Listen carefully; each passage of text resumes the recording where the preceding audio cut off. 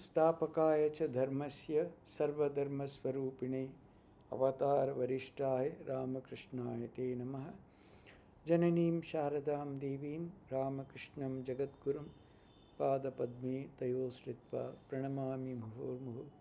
नमः श्री अतिराजाय विवेकानन्दसूरये सच्चित्सुखस्वरूपाय स्वामिने तापहारिणे। আমরা মহাপুরুষ মহারাজের শিবানন্দ বাণী প্রসঙ্গ আরও এগিয়ে নিয়ে যাব। বেলুড় মঠ 1 মে 1929। একটি যুবকের প্রাণে তীব্র বৈরাগ্য হওয়ায় বিয়ে পরীক্ষা না দিয়ে সাধন করিবার জন্যে তিনি বাড়ি ছাড়িয়া চলিয়া যায়। কিন্তু অভিভাবকগণ তাহাকে অনেক বুঝাইয়া ফিরাইয়া আনে এবং বাড়িতে থাকিয়াই ভগবানের ধ্যান ভজন করিতে বলে। সেই অবধি সেই মহাপুরুষজির উপদেশ মতো বাড়িতে থাকিয়াই সাধন ভজন করিতেছে। যুবকটি আসিয়া প্রণাম করিয়া দাঁড়াইলে মহারাজ জিজ্ঞাসা করিলেন, কি গো, কেমন আছো? ওদের স্নেহ আর কৃপা বলার নেই। শরীর ভালোই আছে মহারাজ, কিন্তু মন ভারী চঞ্চল, মনে কোনো শান্তি পাইনি, মহা অশান্তি। কেন একটা খুব দ্বন্দ্বে আছে, তো ছেড়ে চলে গেছিল, জোর করে তাকে ফেরে নিয়ে আনা হলো। বাড়িতে বসে করছে কিন্তু তার মন বসছে না বাড়িতে আর কি। মহারাজ, এই যে তোমার মনে অশান্তির ভাব এসেছে, এতেই জানবে যে মা তোমায় কৃপা করছে। দেখুন, আমরা তো সাধারণভাবে মনের অশান্তি হলে খুব অসুবিধা, এই অশান্তি কী করে কাটবে, কী করা যায়। অশান্তির অনেক রকমের আছে। যে সাধন ভজন তীব্রভাবে করতে পারছে না বা বৈরাগ্যের পথ অবলম্বন করতে পারছে না, সেই অশান্তি তো সাধক জীবনে তাকে ধরে রাখবে। কেননা সাধক জীবনে, সাধু সন্ন্যাসী ও গৃহস্থ সাধন জীবনে আমরা মনে করি আমি তৃপ্ত, তাহলে তো হয়ে গেল, তারপর তার কিছুই হবে না। সেই তারা এরকম যারা অবতারের সঙ্গে তারা এসেছিলেন, তারা মহাপুরুষ, তাও কি তারা কি প্রথম অবস্থায় এসব কথা ভেবেছিল? ঠাকুরের সঙ্গে এতদিন থাকার পর ঠাকুর সব করিয়ে দিয়েছিলেন, তারপরেও যেভাবে হরি মহারাজ, রাজা মহারাজ, মহাপুরুষ মহারাজ, এরা স্বামীজি, এরা সাধন ভজন করলেন, লাঠু মহারাজ, কেন? কেউ জিজ্ঞাসা করলো মহারাজকে, মহারাজ উনি তো সব দিয়েছেন আপনাদের, আপনারা কেন এত তীব্রতা করছেন, কঠোরতা করছেন, এত সাধন ভজন করছেন? মহারাজ বললেন, হ্যাঁ উনি তো দিয়েছেন, সেটাকে আমাদের নিজেদের করে নেওয়ার জন্য আমরা সাধন ভজন করছি, তাই না?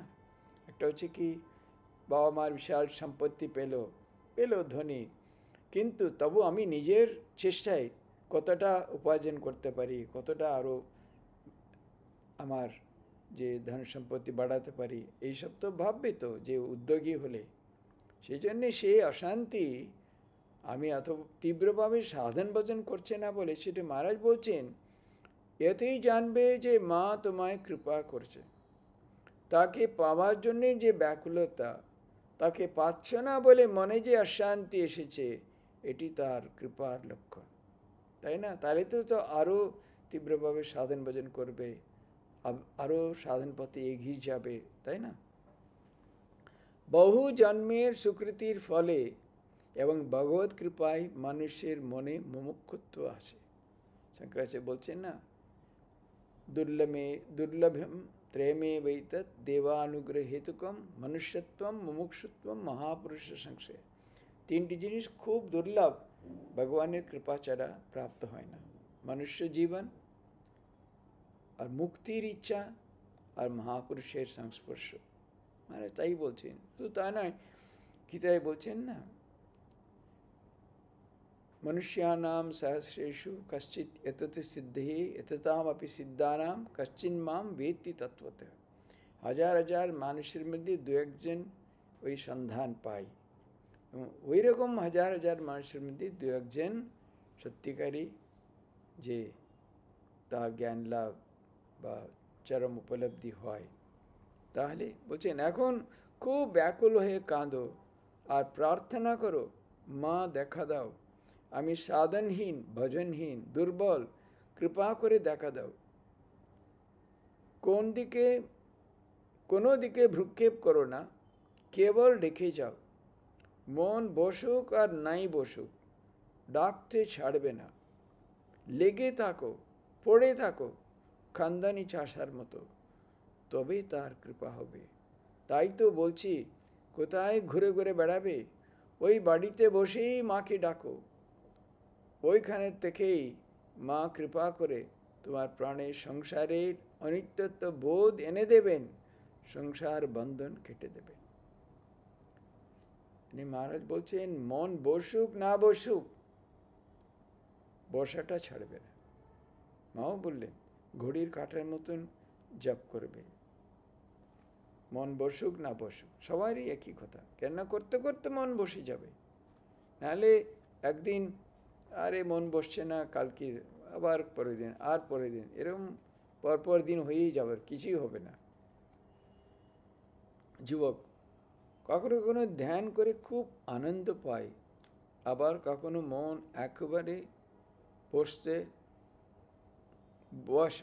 একেবারে বসে আনতে পারি না। মহারাজ, মনের স্বভাব ওই রকম, ওয়েভ লাইক মোশন, ঢেউয়ের মতো গতি। ঢেউ দেখনি, এই জল খুব উঁচু হয়ে ঢেউ এলো, সেই উত্থানের পিছনে আবার প্রকাণ্ড পতন, তারপর আবার উঁচু ঢেউ, এই তো চলছে। ওই যে একবার কন্ট্রোলের আয়ত্তের বাইরে চলে যায় মন, তার মানে আবার প্রকাণ্ড ঢেউ আসবে, মন উঁচুতে উঠে যাবে, তখন খুব আনন্দ পাবে। তবে যারা ঠিক ঠিক ভক্ত, তারা ওই আনন্দেও আত্মহারা হবে না, আর নিরানন্দেও হতাশ হয়ে পড়বে না। কেন? ওরা ঠিক ঠিক সাধক, ওরা জানে যে এই অবস্থায় আমাকে ভগবান রাখবেন। ঠাকুরের উদাহরণে যে বিড়ালের ছানার মতো, নিজেই তার কোনো কর্তৃত্ব নেই, নিজের কোনো চেষ্টা নেই। মা আমাকে যেখানেই রাখেন, কখনো হেসেলে, কখনো বিছানায়, যেখানেই রাখুক, আমি এমন জায়গায় থাকবো, মা জানেন সেটা আমার পক্ষে নিরাপদ, আর আমি ডাকলেই মা যেন ছুটে আসতে পারেন, ওই রকম জায়গায় আমাকে রাখবেন। ঠাকুর তুলনা করছেন না, বাঁদরের বাচ্চা কীরকম মাকে দেওয়ার চেষ্টা করছে, বিশাল এরকম একটা আগুন টাগুন বলে, ওই বাচ্চাটাকেই রেখে তার উপরে তার মা দাঁড়িয়ে পড়ে, বাচ্চাটা মরে যায়। সেই জন্য বলছেন, তার কোনো এই নাই, একেবারে যেভাবে মা রেখেছেন ওইভাবে করতে হবে। মন বসুক না বসুক, করতেই হবে। সবই মায়ের ইচ্ছা, মায়ের কৃপা জেনে সমানভাবে মাকে ডেকে যাবে। মা যখন যে অবস্থায় রাখেন, এই করতে করতে তখন নিরবচ্ছিন্ন আনন্দ মার পূর্ণ প্রকাশ হবে। তুমি কিছুতেই বিচলিত হবেও না। বাবা, মা তোমায় কৃপা করছেন, আরও করবেন, আমি বলছি। চুলগুলি এত বড় বড় রেখেছ কেন? ও চুল কেটে ফেল, ওতে লোক দেখানো ধর্ম হয়ে যাবে। 10 জন যেমন থাকে তুমিও তেমনি থাকবে, বাইরে কোনো পার্থক্য থাকবে না। খুব সুন্দর, যিনি মিশনে এরকম বিশাল বিশাল জটা, জুট, দাড়ি এসব মিশন একদম পছন্দ করে না, বকাবকি করে সিনিয়ররা, কি আরম্ভ করেছে। সাধারণ মতন থাকো, তোমার সাধারণ ভজন ভিতরে, বাইরে লোক দেখাবার চেহারা করে কি হবে? মানে যাই বলছেন, চুল কেটে ফেলো, ভিতরে ভিতরে মাকে ডাকবে। তিনি কি আর বাইরের জিনিস গা? এখন একটু ঠাকুর ঘরে যাও, ঠাকুর দর্শন করো, তারপর একটু প্রসাদ নাও। মহারাজের একদম স্পষ্ট কথা, এইসব করে তুমি এই করো না, এগুলোতে কোনো লাভ নেই।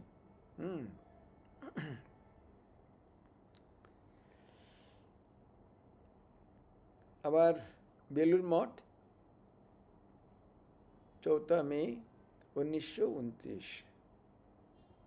মহাপুরুষ মহারাজ নিজ ঘরে কয়েকজন ভক্তর সঙ্গে বসিয়াছেন এবং আনন্দে সকলের সঙ্গে কথাবার্তা কইতেছেন। এমন সময় মহাপুরুষের কৃপাপ্রাপ্ত একটি বালিকা ভক্ত তাহার মাকে সঙ্গে নিয়া মহাপুরুষকে দর্শন করিতে কলিকাতা হইতে আসিল। মেয়েটির বয়স 13-14 বছর, স্কুলে পড়ে। মাতা ও কন্যা দুজনেই মহাপুরুষকে ভক্তিভরে প্রণামান্তর সকাতরে আশীর্বাদ ভিক্ষা করিয়া কুশল প্রশ্নাদি জিজ্ঞাসা করিল। পরে মেয়েটির মা খুব বিনীতভাবে বলিলেন, একে আশীর্বাদ করুন যাতে শ্রী শ্রী ঠাকুরের পাদপদ্মে এর ভক্তি বিশ্বাস খুব হয়। আমার তো ইচ্ছা যে একে বিয়ে দেব না, ঠাকুরের নাম করবে আর আনন্দে থাকবে। বাবা, সংসারে বড় জ্বালা, আমি নিজেই তো ভুক্তভোগী।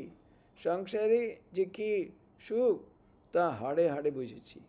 তাই আর নিজে জেনে শুনে মেয়েটিকে সংসার দাওয়ানালে ফেলতে মন চাই না। আপনি কি একটু আশীর্বাদ করুন। সংসারকে বলতে দাওয়ানল, বিশাল প্রকাণ্ড যে আগুন, সেখানে মানে ধাও ধাও করে জ্বলছে, ওই আগুনে তাকে আমি ফেলতে চাই না। সংসারে কি আমি তো হাড়ে হাড়ে বুঝেছি। মহাপুরুষজি খুব আশীর্বাদ করছি মা, খুব আশীর্বাদ করছি। পরে মেয়েটির দিকে সস্নেহে তাকাইয়া বলিলেন, ঠাকুরকে খুব প্রাণ ভরে ডাক আর পবিত্র থাক। ঠাকুরই পিতা মাতা পতি সখা সবই ঠাকুর। त्वमेव माता च पिता त्वमेव, त्वमेव बन्धुश्च सखा त्वमेव, त्वमेव विद्या द्रविणं त्वमेव, त्वमेव सर्वं मम देव देव।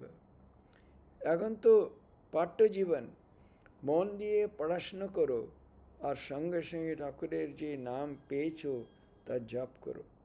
পড়াশোনা করো আর যাই করো মা, জীবনের উদ্দেশ্য হলো ভগবান লাভ, সেদিকে লক্ষ্য রাখবে। এই সংসার তো দুদিনের, ক্ষণস্থায়ী। একমাত্র নিত্য বস্তু হলেন ভগবান। খুব পবিত্রভাবে থাকবে, সরল পবিত্র হৃদয়ে ভগবান শীঘ্র প্রকাশিত হন। পবিত্রতা হল ধর্মজীবনের একমাত্র ভিত্তি। খুব সুন্দর সহজ কথায় মহারাজ কি সুন্দর বুঝিয়ে দিচ্ছেন। মানে একটা ছোট্ট মেয়ে 13 বছরের, সে যেন বুঝতে পারে ওই রকম আর কি। উনি বিশাল বিশাল তত্ত্বপত্য কোনো বই থেকে শাস্ত্র থেকে উদ্ধৃত করে বলা, ওইসব খুবই সামান্য। খুব সুন্দর কথাই যেন বুঝতে পারে সেভাবে বলছেন আর কি। মা ঠাকুরের জীবনী পড়েছ? এই যুগের সমগ্র নারী জাতির আদর্শ হলেন তিনি। তার জীবন অতি অদ্ভুত। নরদেহ ধারণ করে সাধারণ গৃহস্থের বধূর মতো থাকতেন। মহারাজ বলছেন এই যুগের সমগ্র নারী জাতির আদর্শ। স্বামীজি অনেক জায়গায় বলেছিলেন এই যুগের আদর্শ শ্রী শ্রী মা। আমাদের খুব মাঝে মাঝে এই হয় আর কি, মানে হয় বিভ্রান্ত হতেও হয়।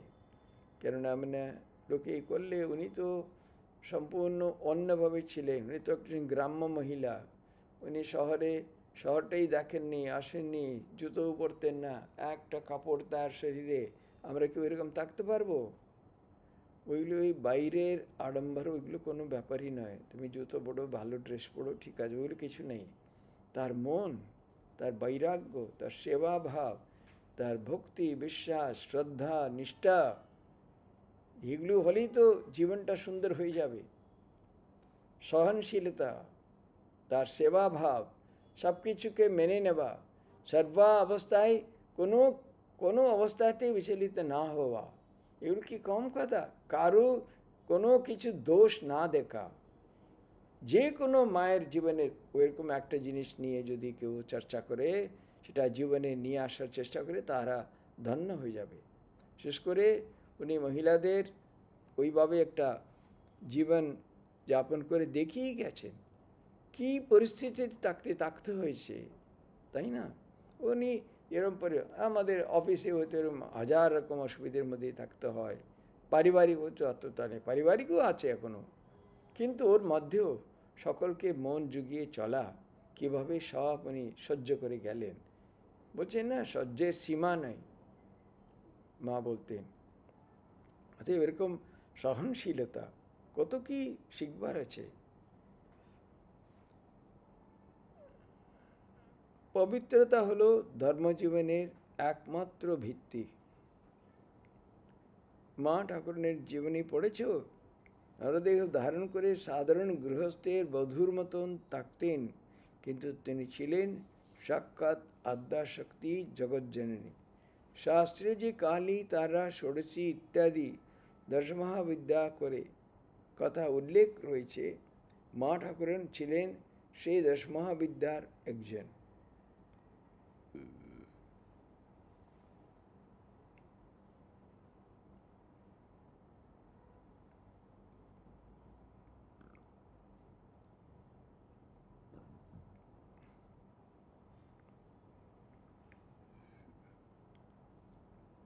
ঠাকুরের যুগ ধর্ম সংস্থাপন রূপ নরলীলা পূর্ণ করার জন্যে অবতীর্ণ হয়েছিলেন। তাকে সাধারণ মানব কি বুঝবে? আমরাও প্রথমটা তাকে কিছুই বুঝতে পারিনি। নিজের ঐশ ভাব এত গোপন করে থাকতেন যে তাকে কিছুই বুঝবার জো ছিল না। তিনি যে কে ছিলেন তা একমাত্র ঠাকুরই জানতেন, আর স্বামীজি কতকটা বুঝেছিলেন। স্বামীজি পাশ্চাত্য দেশে যাওয়ার পূর্বে একমাত্র মাকে বলেছিলেন এবং তার আশীর্বাদ নিয়ে সমুদ্র পাড়ে পাড়ি দিয়েছিলেন। মাও তাকে প্রাণ খুলে আশীর্বাদ করে বলেছিলেন, বাবা, তুমি দিগ্বিজয়ী হয়ে ফিরে এসো, তোমার মুখে সরস্বতী বসুন। হয়েছিল তাই। মায়ের আশীর্বাদে স্বামীজি বিশ্ববিজয়ী হয়েছিলেন। তিনি কখনো এও বলতেন যে মা ঠাকুরের চাইতেও বড়।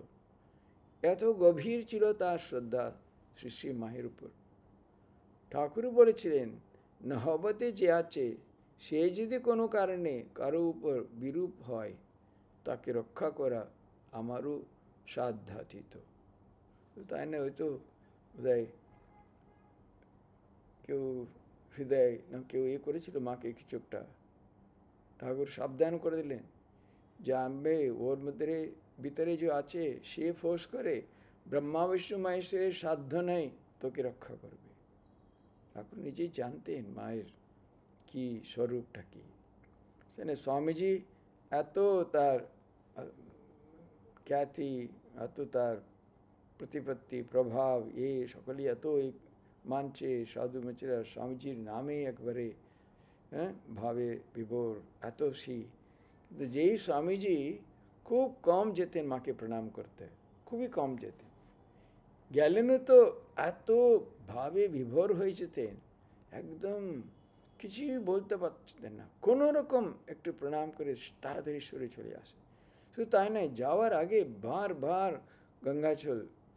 গঙ্গাজল খেতেন আর সিঞ্চন করতেন, তারপরে কোনো রকম করে মাকে প্রণাম করে চলে আসতেন। এত মানে ভাবে বিভোর হয়ে যেতেন, উনি বিভোর হয়ে যেতেন। জগতের সমগ্র নারী জাতিকে জাগাবার জন্যে মহাশক্তি রূপিণী মা এসেছিলেন নরদেহ। দেখো না, মার আগমনের পর থেকে সব দেশের নারী জাতির মধ্যে কি অভিনব জাগরণ শুরু হয়েছে। তারা এখন নিজেদের জীবন পরিপূর্ণ ও সর্বাঙ্গ সুন্দর করে গড়ে তুলবার জন্যে বদ্ধপরিকর। এখনো হয়েছে কি? এই তো সবেমাত্র আরম্ভ।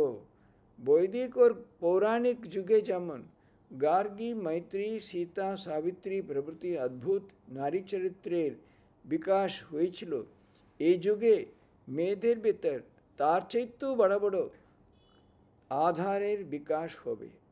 মেয়েদের ভেতর আধ্যাত্মিকতা, রাজনীতি, বিজ্ঞান, শিল্পকলা, সাহিত্য প্রভৃতি সব বিষয়ে অতি আশ্চর্যজনক জাগরণ এসেছে, আরও আসবে।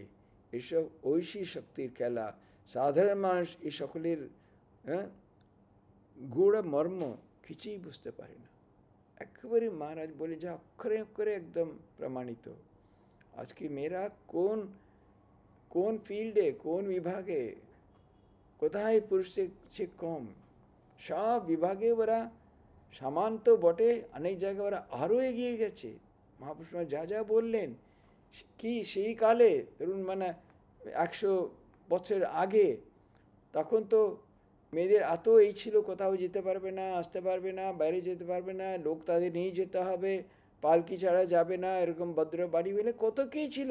এই 100 বছরে কী পরিবর্তন দেখুন, দাপিয়ে বেড়াচ্ছে তারা একেবারে। তাই বলছেন মায়ের আবির্ভাব সেই থেকে, মা এরকম মানে বাইরের আবরণ, কিন্তু তার কি, তার প্রগতি, তার চিন্তাধারা। বললেন মানে তার এরকম কোনো উৎসবে তার বাড়ির মেয়েদের কাপড় কিনতে হবে, তখন স্বদেশি আন্দোলন চলছে, একজন ব্রহ্মচারী একেবারে স্বদেশি ওইসব খাদি সব বস্ত্র নিয়ে এসেছে, ওরা বলছে একেবারে রিজেক্ট করে যে আমরা পরবো না। মা দেখলেন এই তো বিপদ, তখন উনি অন্য কাউকে দিয়ে, ওই ব্রহ্মচারীর তার ভাবে উনি আঘাত করলেন না, তুমি স্বদেশী করো, অন্য কাউকে বলে তাদের সুন্দর যে সুন্দর ওই রকম মেশিনের করা সব কাপড় আনিয়ে দিলেন। তারপর বললেন ওই সব দেশে আছে, ওরাও তো আমার ছেলে। সেই ছিল মায়ের ভাব। ওই সময় দেখুন তার মা নিজেই নিরক্ষর ছিলেন, ও আর গৌরী লক্ষ্মী দিদি কিছু পড়াশোনা করবে বলে কিছু বই এনেছিল, একেবারে ওই লক্ষ্মী দিদি কিছু বলতে পারতো না, হৃদয় মার কাছে বইগুলো কেড়ে নিল, এখন এগুলো পড়বে, পরে নাভেল পড়বে এসব পড়ে। কিন্তু মা নিবেদিতাকে কত উৎসাহ দিলেন, কতবার গেছেন তার স্কুলে, মেয়েরা ওখানে যাবে পড়বে, বলতেন মেয়েদের কারোর না, কেন কেন তোমরা পাঠিয়ে দাও নিবেদিতার কাছে, ও স্কুলে পাঠিয়ে দাও, এরকম বলতেন। তার কত প্রোগ্রেসিভ থিঙ্কিং, মেয়ে ভক্ত। আমি তো ঠাকুরের সম্বন্ধে বিশেষ কিছু জানিনি, তার জীবনী বা উপদেশ কিছুই পড়িনি। আপনি তার সম্বন্ধে দয়া করে কিছু বলুন, আমার শুনতে খুবই ইচ্ছা হয়। মহাপুরুষজি, মা তো সকলেরই মা ছিলেন, তার কত দয়া, কত ক্ষমা, আর কি অদ্ভুত সহিষ্ণুতা ছিল। মাকে আমরাই বা কতটুকু জেনেছি। তবে তিনি কৃপা করে এটুকু বুঝিয়ে দিয়েছেন যে তিনি সাক্ষাৎ জগন্মাতা, তার স্বরূপ যে কি তা তিনি দয়া করে বুঝিয়ে না দিলে বুঝবার উপায় নেই। প্রথমটাই যোগীন মহারাজ, পরে শরৎ মহারাজ মায়ের খুব সেবা করেছিলেন। আমিও একবার জয়রামবাটি গিয়ে মাকে রান্না করে খাইয়েছিলাম, সে বহুদিনের কথা। ঠাকুরের দেহত্যাগের কয়েক বছর পরে মা তখন জয়রামবাটি রয়েছেন, আমি শশী মহারাজ ও আরেকজন কে ছিল তা ঠিক মনে নেই, বোধহয় খোকা মহারাজ, আমরা তিনজন মাকে যত্ন করতে জয়রামবাটি যাই। তখন জয়রামবাটিতে ভক্তেরা বড় একটা কেউ যেত না, আর যাতায়াতের খুব কষ্ট ছিল। প্রায় কলকাতা থেকে 3 দিন এরম লাগতো ওখানে পৌঁছতে আর কি। আমরা আগে থেকে মাকে খবর দিয়েছিলাম, আমাদের দেখে মার কত যে আনন্দ, কি খাওয়াবেন, কি করে আমাদের সুখী করবেন, তাই নিয়ে সারাদিন ব্যস্ত। জয়রামবাটিতে খুব পাড়া গাঁও, কি জিনিসপত্র কিছুই পাওয়া যায় না, কিন্তু তারই মধ্যে মা গয়লাকে বলে দুধের বন্দোবস্ত, মেচুনিকে বলে মাছের জোগাড়, আর নানা রকম তরিতরকারি সংগ্রহ করে রেখেছিলেন। কলকাতার লোকদের চা খাওয়ার অভ্যাস আছে, মা তা জানতেন, তাই আমাদের জন্যে চায়ের জোগাড় করে রেখেছিলেন। সারাদিন তো বেশ আনন্দে কেটে গেল। আমরা তাল পুকুরে খুব নিয়েছিলাম। মা আমাদের সামনে বড় একটা বেরোতেন না, কথাও বলতেন না। রাত্রে খেয়ে দিয়ে শোবার পরে শশী মহারাজের সঙ্গে পরামর্শ করে ঠিক করলাম যে পরদিন মাকে রান্না করে খাওয়াতে হবে। পরদিন সকালে চাটা খাওয়ার পরে মার কাছে ওই প্রস্তাব উত্থাপনা করাতে মা তো প্রথমটা হেসেই আমাদের কথা উড়িয়ে দিলেন। বললেন, সে কি হয় বাবা, তোমরা আমার কাছে এসেছো, আমি মা, কোথায় আমি তোমাদের রান্না করে খাওয়াবো, না তোমরা বলছো রান্না করে আমায় খাওয়াবে, আর তোমরা রাঁধতে পারবে কেন, ধোঁয়ায় ধোঁয়ায় তোমাদের চোখ জ্বলে যাবে, ইত্যাদি অনেক আপত্তি দেখালেন। আমরা মার কথা কিছুতেই শুনলাম না, খুব জেদ করতে লাগলাম। শেষটায় আমি বললাম, আমাদের তো ব্রাহ্মণ শরীর, আমাদের হাতের রান্না খেতে আপনার কেন আপত্তি হবে, ঠাকুরও তো আমার হাতের রান্না খেয়েছিলেন, ইত্যাদি। অগত্যা মা রাজি হলেন। শ্বশুর মহারাজ আমি রান্না করলাম, মা খেয়ে খুব খুশি হয়েছিলেন। মেয়ে ভাবত, মহারাজ আপনি ঠাকুরকে রেঁধে খাইয়েছিলেন? হ্যাঁ মা, ঠাকুরের শরীর তখন খুবই অসুস্থ, চিকিৎসার জন্যে কাশীপুর বাগানে রয়েছে। স্বামীজি প্রভৃতি আমরা সকলেই তার সেবার জন্যে ওখানে থাকতাম। আমরা পালা করে রাত দিন সমভাবে তার সেবায় নিযুক্ত আছি। সকলের খাওয়া দাওয়া ওখানেই হতো। সুরেশবাবু সব ব্যবস্থা করে দিয়েছিলেন। রান্না করার জন্য একজন পাচক ব্রাহ্মণও ছিল। একবার পাচক অসুস্থ হওয়ায় আমরা নিজেরাই পালা করে রান্না করেছিলাম। খুব সাধারণ রান্না, ভাত, রুটি, ডাল, চচ্চড়ি, ঝোল, এইরকম। তখন আমাদের সকলকার মনের অবস্থা এমন যে খাবার দিকে কারোরই আদৌ মন ছিল না। যা জুটত তাই কোনো রকমে খেয়ে নিতাম।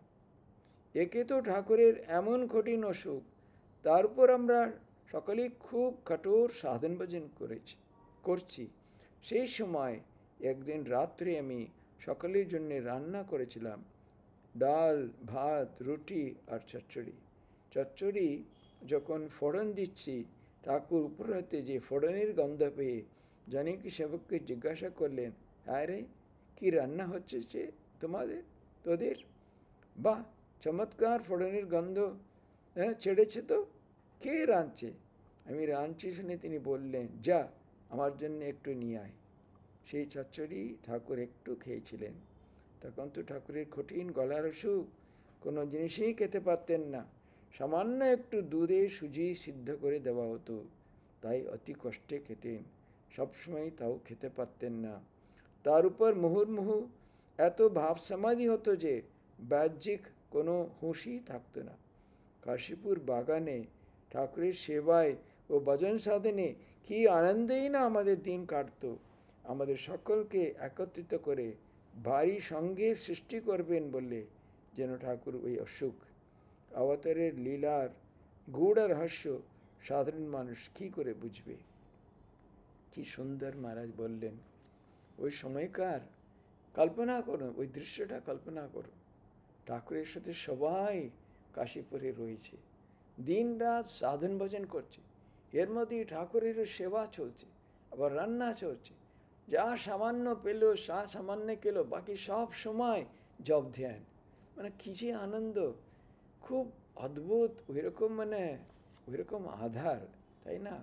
জানি ওইরকম সুযোগ পেলেও সেগুলিকে কাজে লাগাবার মতন, সাধন ভজন করে জীবনকে ধন্য করার মতন তাদের একটা মনোভাব, প্রস্তুতি একেবারে তৈরি।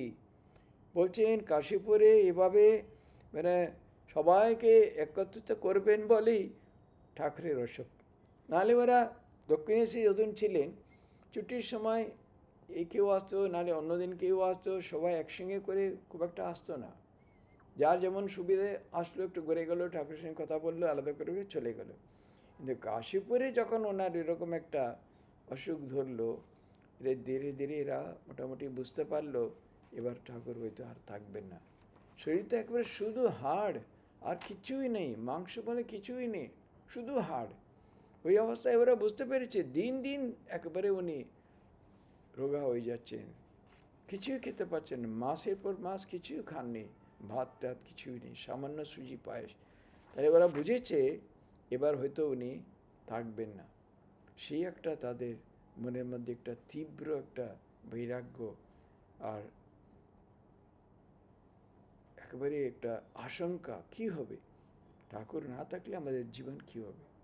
তার সাথে ওই রকম একটা মানুষের সেবা করার একটা সুযোগ, সব মিলিয়ে তাদের একটা দিব্য আনন্দে, একদিকে ভয়, একদিকে আশঙ্কা, ঠিক আছে, আরেকদিকে খুব সাধন ভজন, তাতে একদম ডুবে যাবা। তার সাথে সাথে ঠাকুরের যে সেবা করার যে সুযোগ, তারা একবারে অদ্ভুত জীবন। তখন ওরা নিজেকে ওই জায়গায় তারা তৈরি করে নিল। একদম যে বেসিস, ফাউন্ডেশন, ভিত্তি ওই জায়গায় প্রায় সকলেরই হয়েছে আর কি। এই বলতে বলতে মহাপুরুষজি একবারে নির্বাক ও স্থির হয়ে গেলেন। বোধহয় ওই সময়কার স্মৃতি এমন মনে এসে গেল, আর কথা বলতে পারছেন না। খানিক পরে ধীরে ধীরে বললেন, হ্যাঁ মা, তোমাদের যে রামবাটির কথা বলেছিলাম, সেবার মায়ের কাছে আমরা কয়েকদিন মহা আনন্দে কাটিয়েছিলাম। বলেছিলেন এরকম রান্না করে খাওয়ালাম টাওয়ালাম, বলতে বলতে ঠাকুরের কাছে চলে গেলেন ওর কথায়, আবার ফিরে আসলেন জয়রামবাটির কথায়। আহা, মায়ের কি স্নেহ! সকাল থেকে রাত পর্যন্ত সর্বদাই মহা ব্যস্ত থাকতেন, যাতে আমাদের কোনো কষ্ট বা অসুবিধে না হয়। আমার তো অল্প বয়সে গর্ভধারিণী মা মারা গেছিলেন। ঠিক মায়ের স্নেহ যত্ন যে কী জিনিস তা আমি এরকম একরকম ভুলেই গেছিলাম। কিন্তু জয়রামবাটিতে মায়ের কাছে গিয়ে সেই স্নেহ যত্ন পেয়েছিলাম। কয়েকদিন পরে এক রাতে আমার খুব ক্ষেপে জ্বর এলো।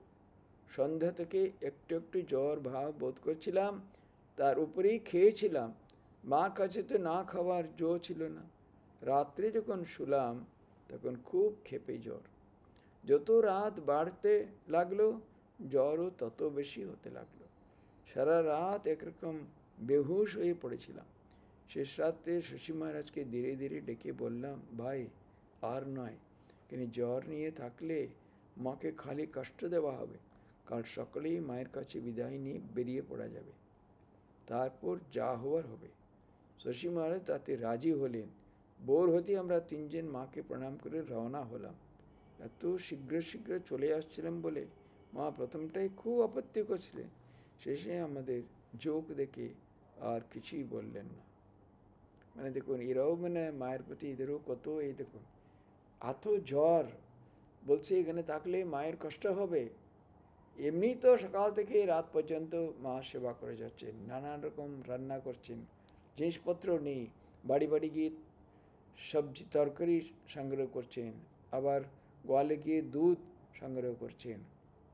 কলকাতা ছেলেরা সকালবেলা ওদের চা খেতে হবে, তারপরে আবার অসুস্থ হলে আবার পত্য টত্য করা কী করে সম্ভব? ওখানে তো মাকেই তো সব করতে হবে, এত লোকজন কোথায়? এই জন্যে কোনোরকম করে বলে টলে একেবারে এখান থেকে যেতেই হবে। মায়ের অসুবিধে, সকালবেলা ভোরে উঠে একবারে জ্বর টর কিছুই না বলে আমরা এখনই বেরিয়ে পড়ছি বলে টলে কোনোরকম মনে হয় ওখান থেকে ওরা বিদায় নিল আর কি। 7ই মে 1929 একজন ভক্তের প্রাণে সন্ন্যাসী হওয়ার প্রবল ইচ্ছা হইয়াছে। সে তাহার ইচ্ছা মহাপুরুষকে জ্ঞাপন করিলে তিনি বলিলেন, সে আমি কি জানি, তোমার আন্তরিক সন্ন্যাসী হওয়ার ইচ্ছা হয়ে থাকে তো ব্যাস বেরিয়ে পড়ো। মানে তুমি সন্ন্যাসী হবে কি হবে না এটা আমার কি বলার আছে? তোমার যদি আন্তরিক ওরম যদি ইচ্ছা যদি হয়ে থাকে ব্যাস তুমি করো না। আমাদেরও এরকম অনেক সময়, আজকাল তো খুবই কমই আসে, কেউ যদি বলে মহারাজ আমি ভাবছি মঠে যোগদান করবো কি করব না, বললে আমরা প্রথমে বলি না না না, তুমি বাড়িতে থাকো, আরও চিন্তা করো, সাধন ভজন করো। কেন যারা একেবারে মন স্থির করে আসবো বলে তারাই এখানে পেরে ওঠে না, নানা রকম অসুবিধে, আবার কেউ কেউ চলেই যায়। কেননা এত সহজ নেই তো এত সমস্ত কিছুকে ছেড়ে করা। সংস্কার অনেক রকম তখন মানে ধীরে ধীরে জেগে উঠে।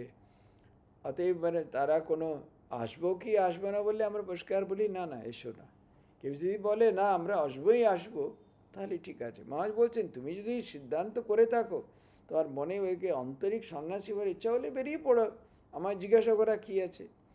যদি সংসার অনিত্য বোধ হয়ে তাকে তো উত্তম কথা, কোথাও চলে যাও, খুব সাধন ভজন করো, তাকে আমার আদেশের বা নিষেধের কী প্রয়োজন? সেই বলছেন তুমি যদি ওইভাবে তুমি বুঝে থাকো সংসার অনিত্য, বেরিয়ে পড়ো, খুব সাধন ভজন করো কোনো জায়গায় গিয়ে, আমাকে আর জিজ্ঞাসা করার কী আছে? আমি যদি আদেশ বা নিষেধের কী প্রয়োজন? ভগবানের নাম সম্বল করে সংসার ত্যাগ করে চলে যাবা, সে তো মহাভাগ্যের কথা। বলছেন এরকম ভগবানের নাম একমাত্র সম্বল, সেইভাবে সংসারটাকে ত্যাগ করে চলে যাওয়া কি সাধারণ কথা? মহাভাগ্যের কথা। তার কৃপা হলেই কেবল তা সম্ভব হয়। তখন মঠ মিশনের ঢোকার কোনো দরকার নেই। এখন মঠ মিশনে ঢোকার কোনো দরকার নেই। প্রথমটা খুব সাধন ভজনে ডুবে যাও, পরে যদি কোনো আদেশ পাও তো ভালো কথা, তখন মিশনে এসে তার কাজকর্ম করবে। মহারাজ পরিষ্কার বলছেন, প্রথম প্রথম এলে তো তখন তো এত লোকের অভাব, তাদের সব রকম কাজ তাদেরই করতে হতো, তারা নূতন আসবে। কাজে তুমি তো সংসারে অনিত্য বুঝেছো বলছো, বাইরে গিয়ে খুব ছুটিয়ে সাধন ভজন করো, তারপরে যদি এরকম মনে হয় আদেশ পাও, তাহলে মঠে এসো, তখন এসে এখানে কাজকর্ম করো। এখানে আসলে তুমি প্রথম থেকে নাক টিপে বসে থাকবে, তোমাকে সবাই সেবা করবে, সে হবে না।